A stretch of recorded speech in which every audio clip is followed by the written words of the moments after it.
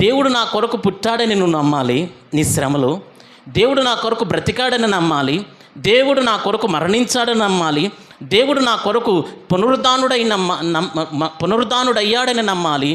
దేవుడు నా కొరకు రానయ్య ఉన్నాడని నమ్మాలి. ఆయన మన కొరకు రానయ్య ఉన్నాడని నమ్మితే బాధలు వచ్చినప్పుడు సంఘానికి ఎందుకు రావట్లేదు? కష్టాలు వచ్చినప్పుడు వాళ్ళని వీళ్ళని ఎందుకు తిడుతున్నాము? ఇబ్బందులు వస్తున్నప్పుడు ప్రభువుతో పాటు కాకుండా వాళ్ళ కన్ను దృష్టి పడిపోయింది, వీళ్ళ కన్ను దృష్టి పడిపోయింది, నేను లాస్ అయిపోయాను, నేను ఇలాగైపోయాను అని బాధలు వచ్చినప్పుడు ఎందుకు అనుకుంటున్నావు? సువార్తలో క్రీస్తు ఆగమనం ఉంది. జాగ్రత్త. సువార్తలో దేవుని ఆగమనం ఉంది.